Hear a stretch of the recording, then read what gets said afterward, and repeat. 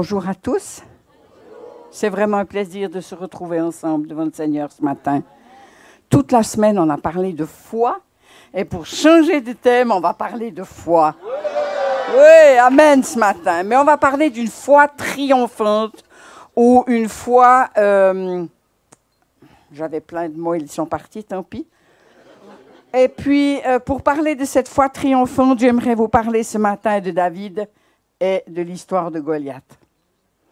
Il y a quelque temps avant Noël, j'ai lu cette histoire et instantanément, j'ai reçu des flashs, différents flashs de cette histoire de David et Goliath pour ressortir les pépites de la foi et de ce que Dieu veut nous dire aujourd'hui.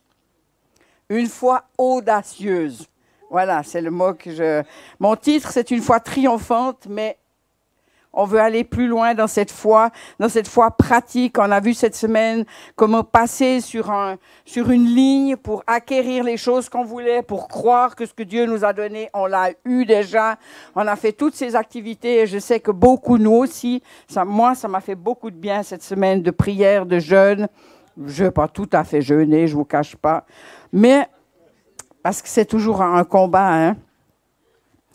Mais c'est vraiment une joie pour moi de partager avec vous. Donc, ceux qui veulent ouvrir leur Bible à l'histoire de David et Goliath, c'est le 1 Samuel 17. Je vais parcourir un peu, lire des petits bouts, et puis on va voir comment le Seigneur nous conduit ce matin. La première chose que j'aimerais dire, parce que ça a commencé par quelque chose de négatif, puis j'ai dit je ne veux pas commencer par quelque chose de négatif, parce que ça commence par une menace avec ce Philistin qui vient menacer le peuple d'Israël. Alors j'ai pris la chose suivante, c'est que la victoire appartient à l'Éternel. Et moi, j'aime commencer mes messages avec des choses de victoire.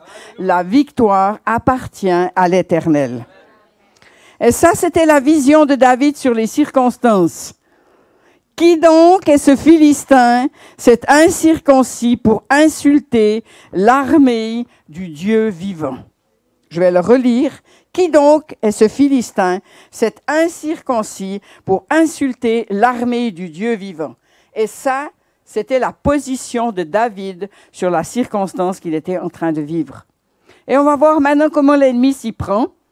On ne va pas que peindre la situation de l'ennemi, on va prendre des principes que Dieu donne.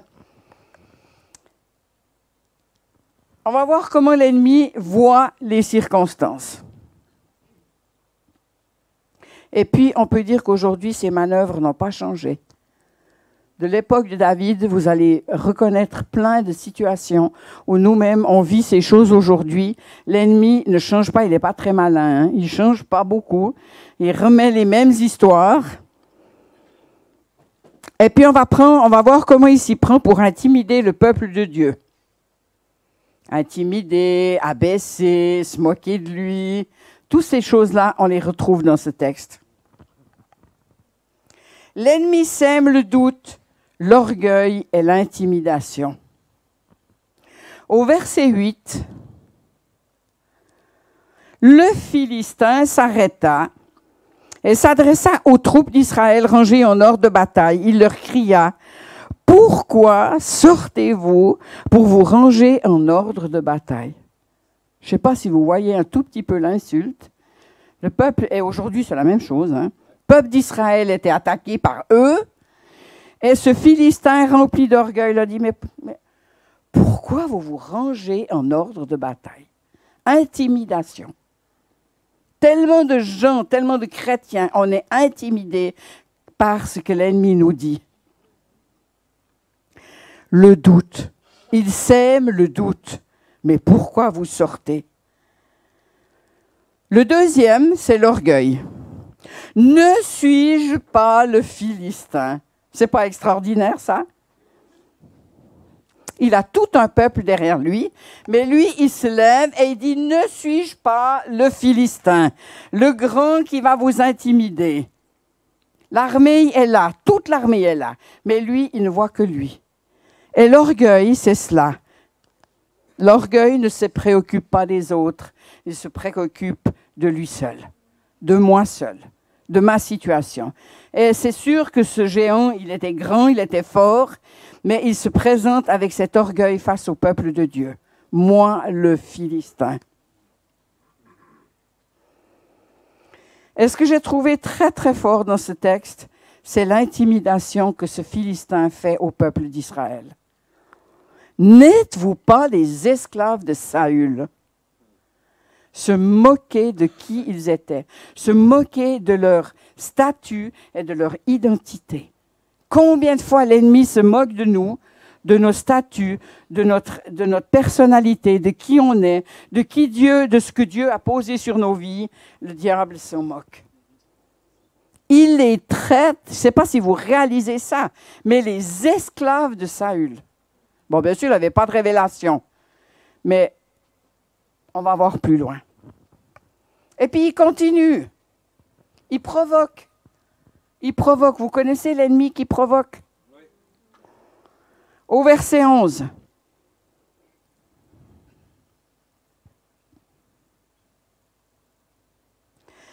Le Philistin dit encore, je jette aujourd'hui un défi à l'armée d'Israël. Donnez-moi un homme pour que nous nous battions ensemble. Et en entendant ces paroles du Philistin, Saül et tout Israël furent effrayés et remplis de peur.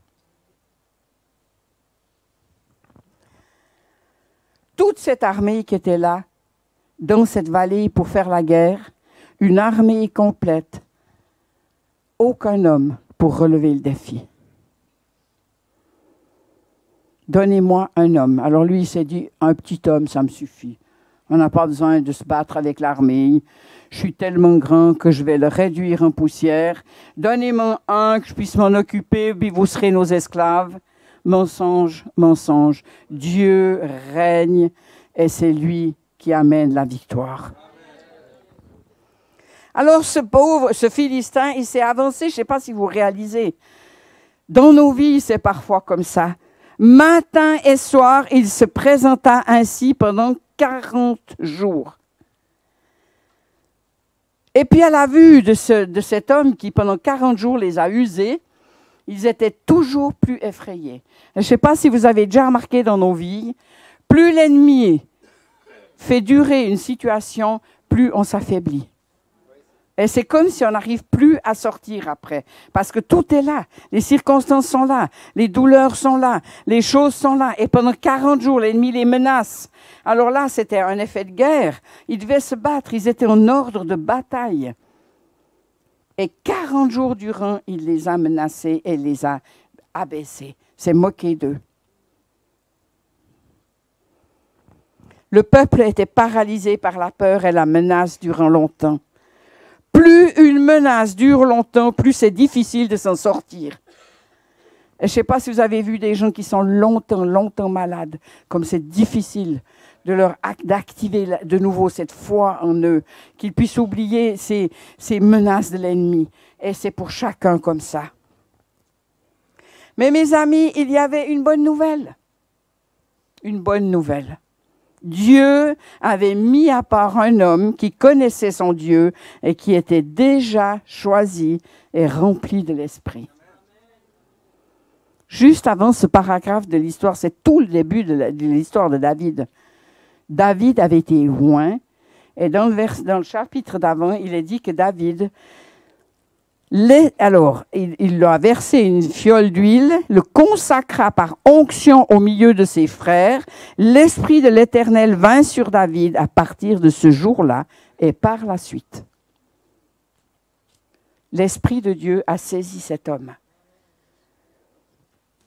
Et très souvent dans nos situations difficiles, Dieu a une parole, une personne, une circonstance qui est prête pour nous sortir de ces circonstances.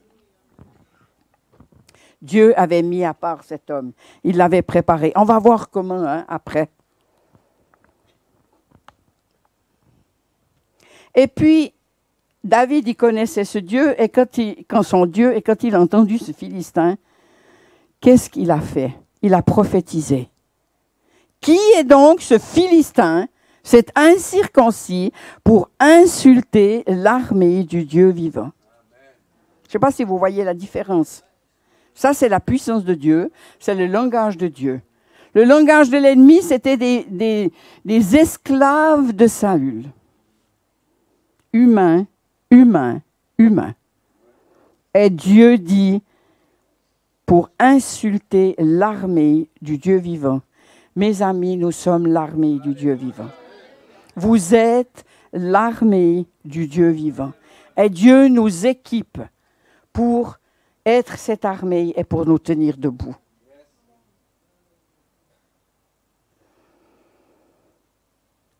Pourquoi David fait cette déclaration devant ce Philistin qui insultait les gens? C'est parce que David savait qu'il devait garder sa foi intacte. Et souvent, avant des circonstances, pendant des circonstances, il nous faut proclamer ce que Dieu a promis, nous répéter ses promesses pour garder notre foi, pour la garder debout, pour la garder forte, pour cultiver notre foi. On a besoin de proclamer ces déclarations. On va voir comment David a été éduqué par Dieu. Ça a l'air de rien, hein? On voit que ses frères se sont moqués de lui. David était un berger. Et pendant qu'il gardait le troupeau de son père, Dieu l'a éduqué. Dieu lui a parlé. Il est rentré en intimité. Alors vous me direz, oui, mais il avait du temps. Non, non, David était fidèle. David a appris à être fidèle dans les petites choses.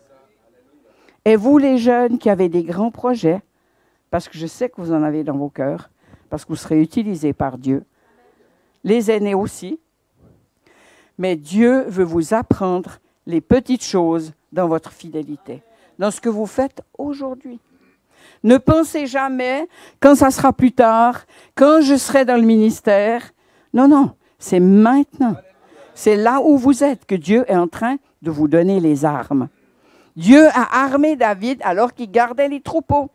Et puis ce petit David, c'était le petit dernier, c'est pour ça qu'on lui a confié les troupeaux. En plus, dans sa famille, il était un petit peu ignoré. Je ne sais pas qu'est-ce qu'il avait eu à sa conception. On entend des choses, mais ce n'est pas ça qui est important. C'était un homme de choix que Dieu avait mis de côté pour lui. Et vous savez, Dieu choisit souvent ces choses folles du monde. On le sait, pour confondre les fortes. D'accord? Et il était en train de le former auprès des brebis. Et j'aime tellement cette histoire. Quand il explique...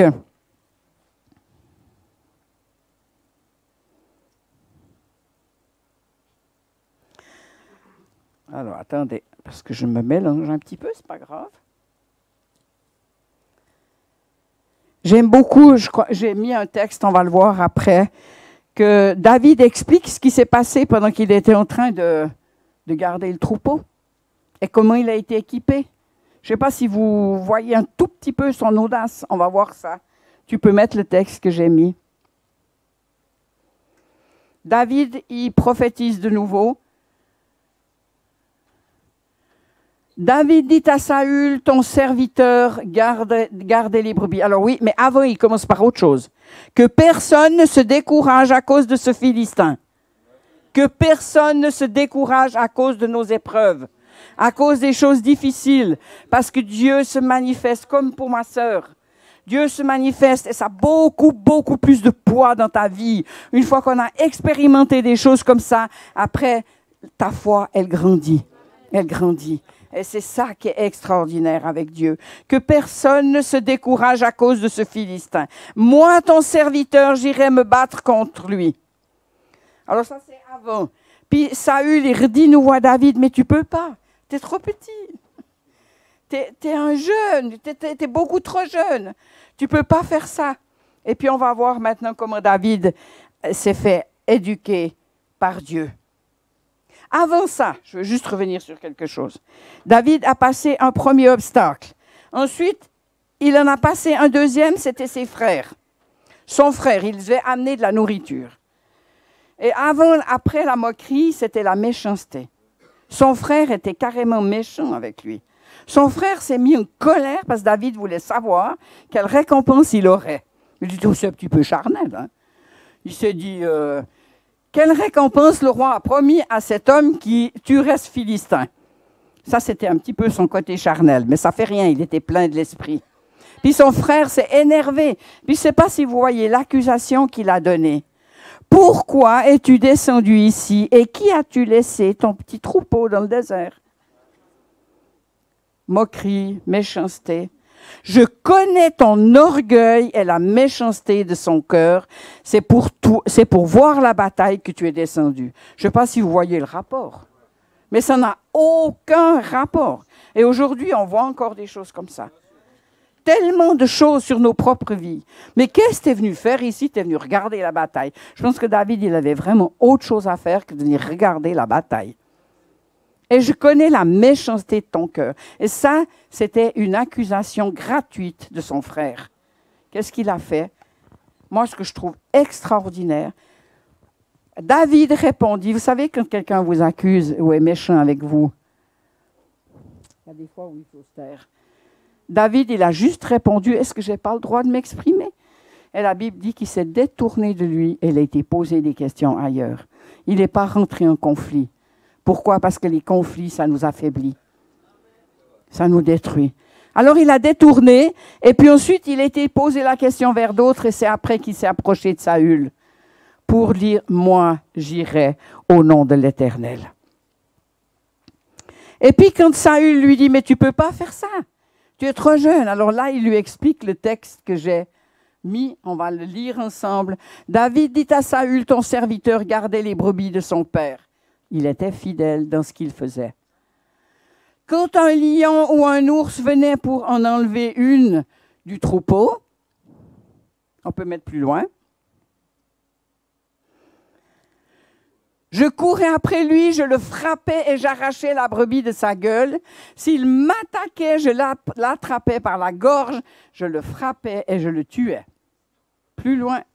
C'est ainsi que ton serviteur a frappé le lion et l'ours, et ce sera aussi le sort du Philistin, de cet incirconcis, car il a insulté l'armée du Dieu vivant.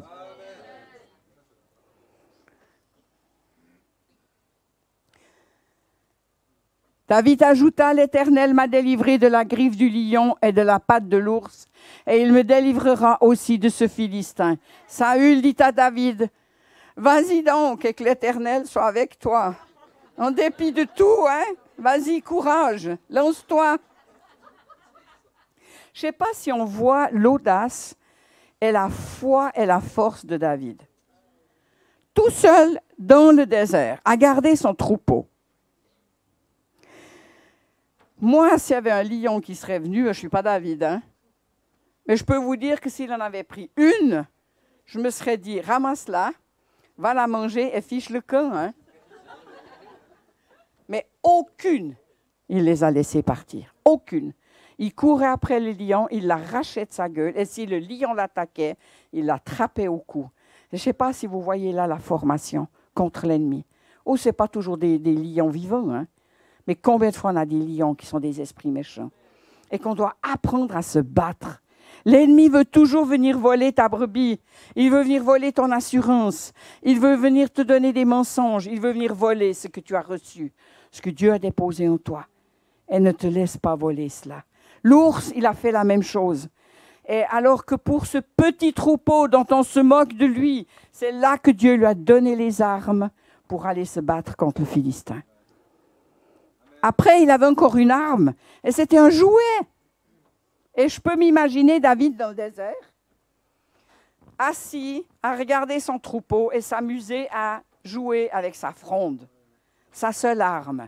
Un bout de patte, je ne sais pas exactement ce que c'était une fronde, hein, des cailloux, et je pense qu'il s'était fixé un objectif, et il s'est dit, jusqu'à ce que j'arrive à viser cette place-là, je vais m'exercer. Donc il a commencé, encore, manier l'arme. Pour lui, c'était une arme et c'était aussi un jeu.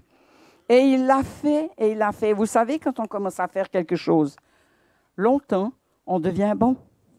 Et c'est pour nous exactement la même chose. Dieu lui a donné ce temps où il pouvait se préparer. Parce qu'il avait en vue quelque chose d'autre pour lui. Un combat bien plus grand. Et c'est comme ça que David a commencé son ministère. En sortant de l'ombre, en affrontant Goliath.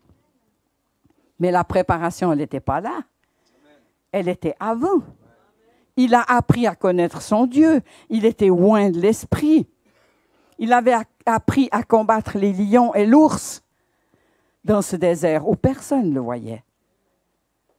Et toi, quand tu es au travail et que personne ne te voit, qu'est-ce que tu fais? Comment tu te comportes? Est-ce que tu donnes le minimum ou est-ce que tu donnes le maximum? Est-ce que tu répands les bonnes paroles autour de toi? Est-ce que tu fais ce que Dieu te donne pour ensuite pouvoir ouvrir la bouche au bon moment? Et je trouve ça tellement extraordinaire de voir cette école par laquelle David a passé.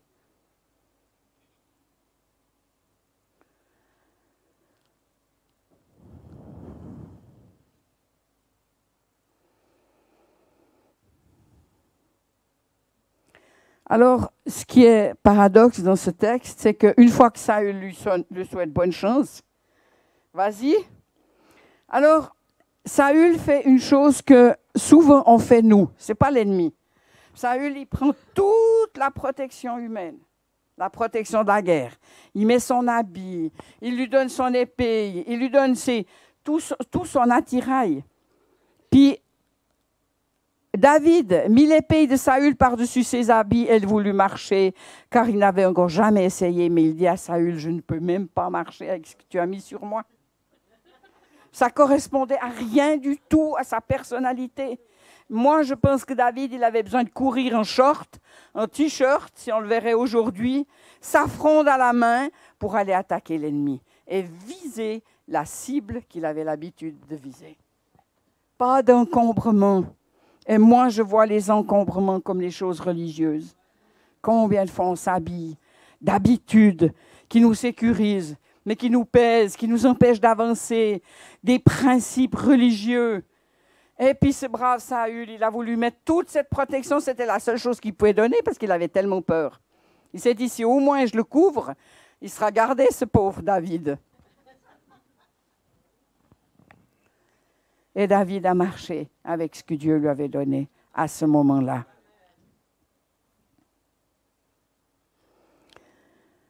Je trouve ça tellement beau de voir cette fidélité, de voir comment il s'est exercé pour arriver à ce moment précis avec ce que Dieu lui avait donné. Et mes amis, pour chacune de nos vies, c'est comme ça. On est tous différents. On a tous le même ennemi qui veut nous voler ce que Dieu nous a donné. Certains sont forts, certains sont agiles, d'autres sont doux. Toutes ces qualités que Dieu nous a données, Dieu peut les utiliser au moment précis où il veut qu'on les utilise, si on reste fidèle. Et David est resté fidèle dans ce que Dieu lui avait dit, dans ce que Dieu lui avait montré. Il l'a utilisé avec l'arme qu'il avait exercée. Et je trouve ça tellement beau.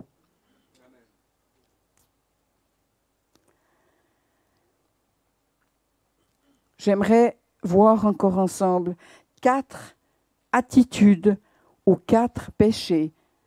C'est Yom Kippur qui enseigne ça, que nous avons besoin de poser avant d'être des vaillants héros et des conquérants pour Dieu. Et ça, c'est des obstacles aussi dans nos vies. Tellement c'est ces obstacles qui nous retiennent, qui posent des cuirasses sur nous, qui nous empêchent d'avancer, qui nous empêchent de courir.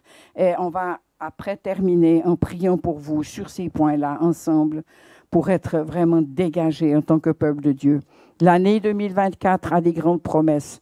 Je pense que le monde annonce des choses difficiles, mais plus les choses difficiles avancent, plus la gloire de Dieu va avancer sur son peuple. Et c'est pour ça qu'on a besoin d'abandonner ces différents domaines dans nos vies, pour qu'on puisse être là au bon moment. Et j'ai vu ça, je vois ça sur le texte qu'on a partagé ensemble. David avait posé toutes ces choses-là de sa vie. On va voir lesquelles. Alors, je vais les nommer les 4, puis ensuite, on va développer. La première, c'est la haine. La haine avec tout ce qu'elle comporte. Le non-pardon, le ressentiment, toutes ces choses-là. La deuxième, c'est la crainte. Les craintes de toutes sortes. Le troisième, c'est le complexe d'infériorité. Et la quatrième, c'est la culpabilité. J'ai réfléchi par rapport à David avec ces différentes choses et il n'aurait jamais pu affronter Goliath de la façon dont il l'a fait après toute l'opposition qui était contre lui.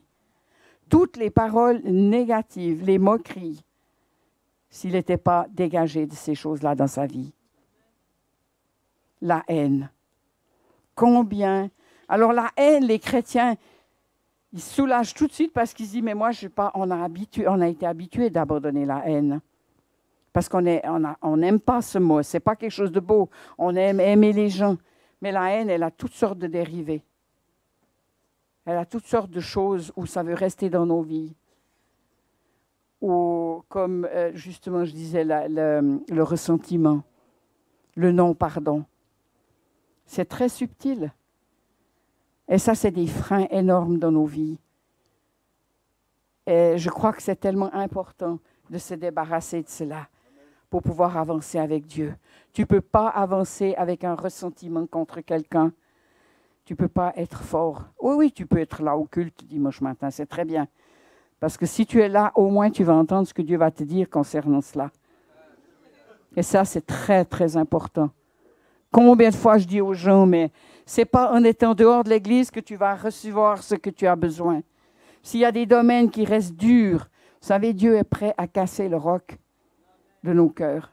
Pour juste une fois une parole qui rentre et puis il dit, tu vois là tu devrais lâcher. Là, tu devrais oublier cette chose-là. Cette personne-là, tu devrais la bénir parce que tu ne l'aimes pas vraiment.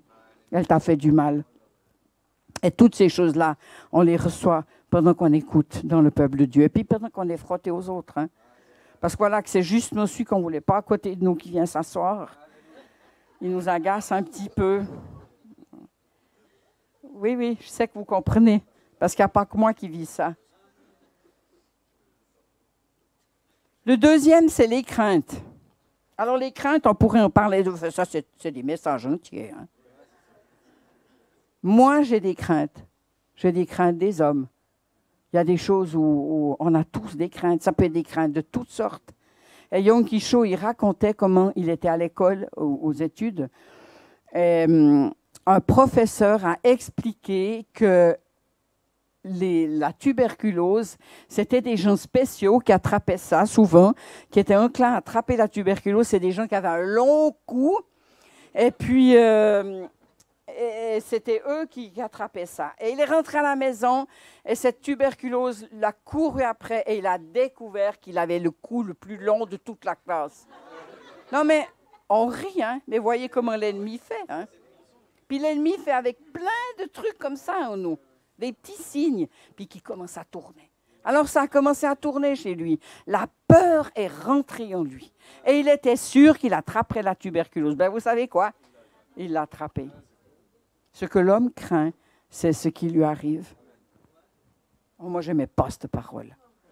Ah non, moi, je n'aimais pas cette parole. Je me disais, mais combien de fois? Mais ce que l'homme craint, c'est ce qui lui arrive. Donc, il a attrapé la tuberculose, mais Dieu gagne tout le temps.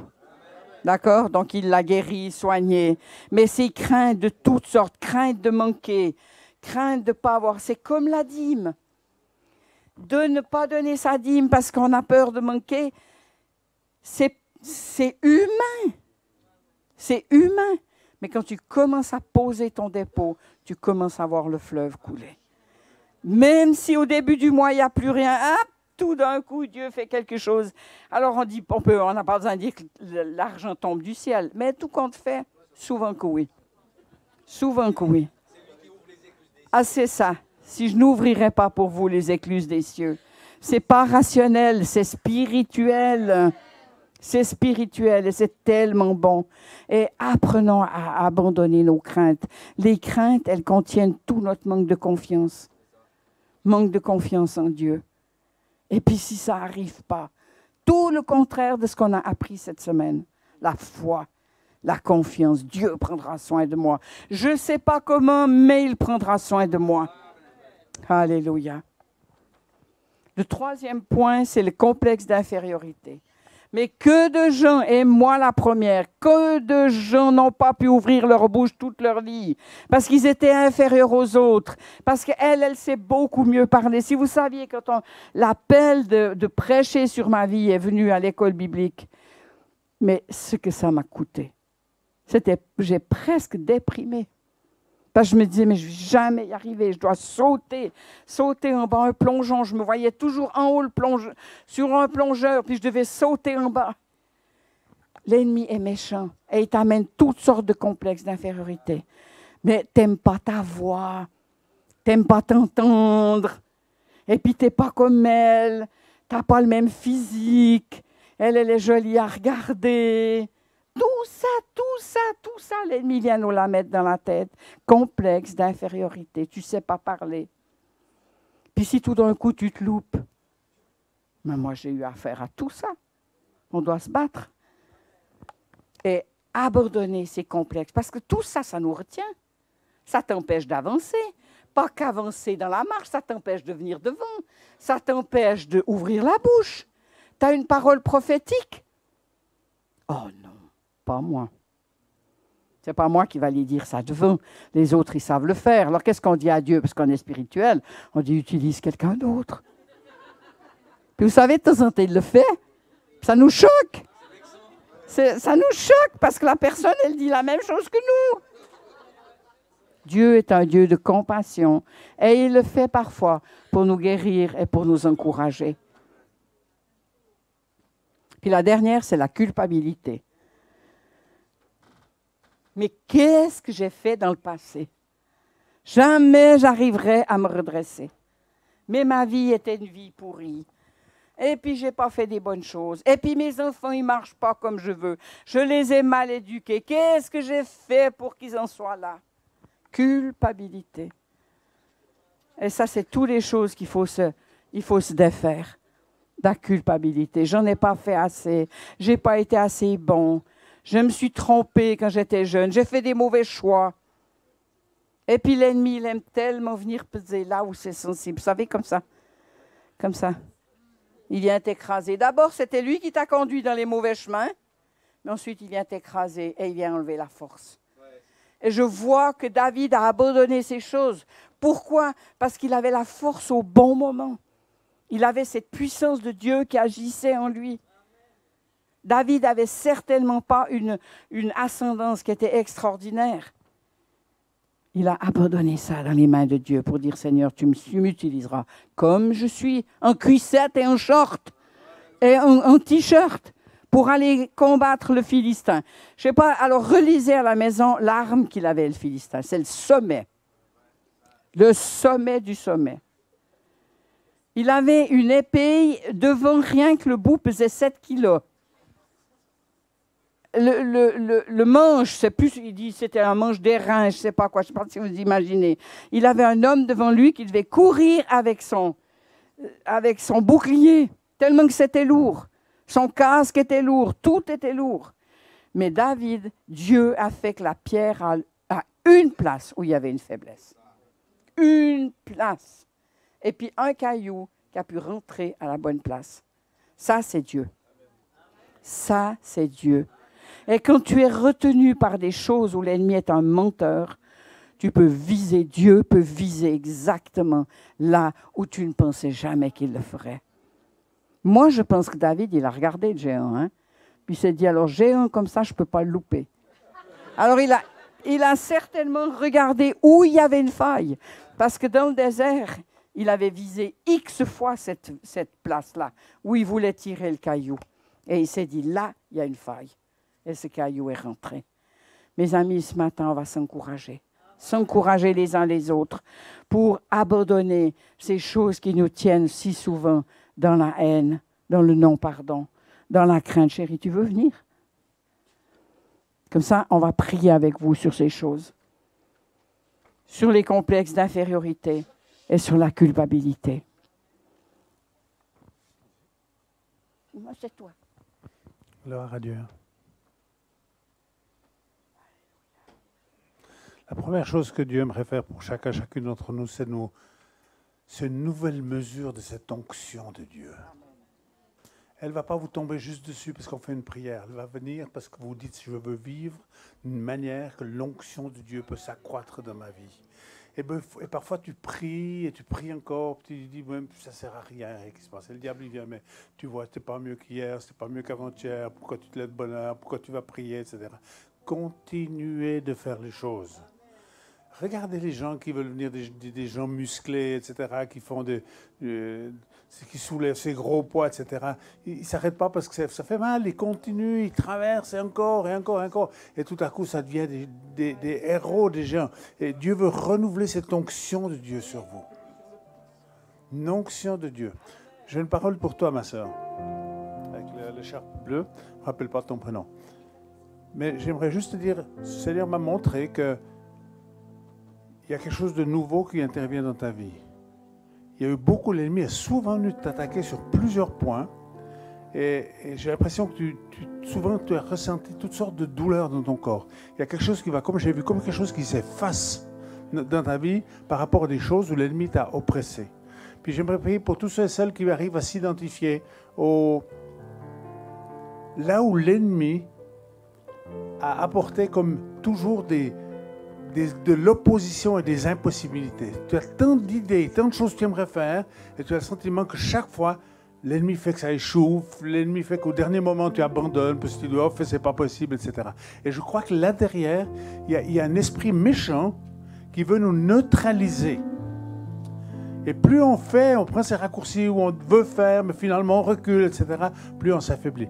Quels sont ceux qui s'identifient disant, moi je vais te libérer de cet esprit qui met toutes sortes d'entraves. Moi je crois que c'est un esprit qui crée des entraves dans nos vies, et puis qui veut nous dire, moi je veux essaye toujours, puis dernier moment il te fait échouer, puis parce que tu échoues, il a un accusateur, il a un entrave, quelqu'un qui entrave le projet, l'intention de Dieu pour vos vies. Qui veut recevoir la prière par rapport à ça? Levez-vous. Je veux prendre autorité dans le nom de Jésus. Seigneur Jésus, tu nous as donné l'autorité. Nous ne prions pas en notre propre nom. Nous ne te demandons pas de faire des choses. Nous te remercions parce que tu les as faites. Et au nom de ta victoire, Seigneur Jésus, je veux briser et je prends autorité sur cet esprit qui veut faire échouer le projet de Dieu dans vos vies. Je veux prendre autorité sur cet esprit qui veut créer des obstacles, qui veut créer du découragement, qui veut te faire reculer plutôt que de continuer d'avancer. Dans le nom de Jésus, je ordonne à cet esprit de sortir de toi maintenant dans le nom de Jésus. Faites quelque chose. Souffle ça alors, au nom de Jésus. Esprit d'entrave, esprit de tourment, tu lâches ton prix sur le peuple de Dieu. Je déclare que c'est l'onction qui l'emporte. C'est pas nous brisons le joug. Je brise la chaîne de la méchanceté avec laquelle l'ennemi essaie de t'enchaîner. Dans le nom de Jésus, je déclare que ces chaînes elles sont brisées ce matin. Je brise le joug de la servitude et on dénoue ces liens de la servitude. On les dénoue, on défait ces nœuds. Et je proclame que Dieu va vous aider à contribuer pour que les nœuds qui ont été faits sur vos vies, les paroles qui ont été posées, ça va se dénouer. Et il y a une nouvelle liberté, une nouvelle mesure de la grâce et de l'onction de Dieu sur vos vies, dans le nom de Jésus. Il y a plusieurs personnes ici, vous n'osez plus avancer parce qu'il y en a qui se sont moqués de vous. Alors que vous avez ouvert la bouche, que vous avez osé faire un pas, on s'est moqué de vous, on a été méchants avec vous. Et ce matin, Dieu te dit, dépose cette chose-là. Alors qu'elle te vient et qu'elle te revient chaque fois que tu veux manifester quelque chose. Je veux briser ça au nom de Jésus. Lève aussi juste ta main en disant, Seigneur, je veux abandonner cette chose-là qu'on a posée sur moi alors que j'étais jeune, moins jeune, là dans les écoles, on s'est foutu de ma figure. Et Seigneur, je veux libérer les chaînes maintenant de chaque personne qui a été oppressée par cela dans le nom de Jésus. Amen. Amen. J'ai une parole pour toi, Florence. Il y a quelque chose de nouveau qui s'en vient durant cette année. Tu fais partie de ces gens, tu es une personne qui a un bon cœur. Il y a en toi beaucoup plus que ce que tu laisses apparaître. Et tu es vraiment une femme de Dieu, mais l'ennemi essaie de te mettre toutes sortes de barrières. Et je vois dans mon esprit comme ces barrières qui fondent, elles disparaissent. Et tu vas commencer dans cette année à faire des choses que tu n'as pas osé faire jusqu'à maintenant. C'est comme si le Seigneur, il enlève ces choses que l'adversaire a essayé de mettre sur ta route. Ce n'est pas des choses méchantes, etc. Mais toujours comme un truc que tu ne peux pas franchir. Tu vas commencer à franchir des endroits que tu n'as pas réussi à franchir jusqu'à maintenant. Gloire à Dieu. J'aimerais prier pour tous ceux qui souffrent de douleurs dans leur corps. Le Seigneur me parlait ce matin. Le Seigneur m'a dit, je veux que tu pries pour les gens qui ont des problèmes avec ces douleurs qui se déplacent. Peut-être ça peut ressembler ou s'apparenter à la fibromyalgie. Ça n'a pas besoin d'avoir été détecté en tant que fibromyalgie, ayant cette maladie-là. Je veux prendre autorité sur cette maladie. Et j'aimerais le faire pour les personnes suivantes. Ceux qui croient ce que la parole de Dieu dit. Hein? 1 Pierre 2, 24. Par ces meurtrissures, nous avons été guéris. Ésaïe 53 qui dit « Il s'est chargé de nos maladies, il s'est chargé de nos infirmités. » On veut croire le témoignage de Dieu. Ensuite, j'ai dit ça vendredi soir, et ensuite il y a un autre témoignage. C'est celui de ta maladie qui va dire « Je suis toujours là, je suis toujours là, je suis toujours là. » Et ensuite, le troisième témoignage, soit tu vas te connecter à la maladie et dire « C'est vrai, la maladie elle est toujours là », ou tu vas te connecter au témoignage de Dieu qui dit « Par ses meurtrissures, j'ai été guéri ». Et là, il y a un combat qui va s'engager. On n'est pas toujours guéri du premier coup comme ça. Mais si tu prends position en disant, je me tiens du côté de Dieu, et je laisse plus, mais à quelque part, mes 5 sens me dire, non, ça va pas, puis regarde, t'es encore mal, oui, t'es guéri, mais t'es pas guéri, mais t'es pas guéri, puis t'es pas guéri. Le diable, il veut faire tout ce qu'il peut. Mais si vous voulez venir des hommes qui vont manifester la puissance de Dieu, vous avez vous-même besoin d'être visité, touché. Quels sont ceux qui ont des douleurs et qui veulent se connecter au témoignage de la parole de Dieu qui dit que Christ a tout accompli? Levez-vous, ceux qui veulent la prière, et venez rapidement ici devant. Je vais prier pour vous, je vais passer, je vais poser mes mains sur vous. Je déclare que les douleurs vont reculer. Je déclare que ces douleurs, ces maladies, elles ont été vaincues à Golgotha. Seigneur Jésus, c'est au nom de ton nom, au nom de ta victoire, que je veux passer, je veux poser mes mains sur vous dans le nom de Jésus. Et je déclare que l'onction et la puissance de Dieu va vous donner la capacité de vaincre. La maladie va essayer de dire non, mais tu vois, je suis encore là. Non, mais tu vois, tu n'es pas guéri. Mais il a prié, mais tu n'es pas guéri. Non, non. Aligne-toi avec la parole de Dieu et déclare et confesse la parole de Dieu. Tu es le troisième témoin. Le premier témoin, c'est Dieu qui dit, je l'ai fait. Le deuxième témoin, c'est la maladie qui dit, je suis encore là. Mais tu ne t'allies pas à la maladie, tu t'allies à ce que Dieu a déclaré. Et tu dis, c'est la maladie qui va mourir. C'est pas moi qui vais mourir, c'est la maladie qui va mourir. C'est la maladie qui va quitter mon corps. Amen.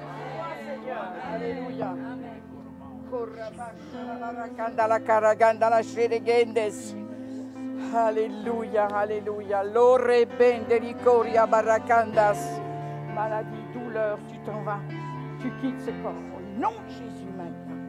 Quitte ce corps. Je brise les mensonges de l'ennemi. Tu lâches maintenant.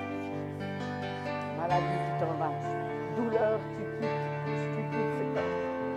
Je brise ton pouvoir au nom de Jésus. Viens juste, avance-toi un petit peu. Je continue à menacer l'ennemi au nom de Jésus. Diable, tu lâches maintenant ton emprise au nom de Jésus. Je proclame la guérison. Sois guéri dans le nom de Jésus. Amen.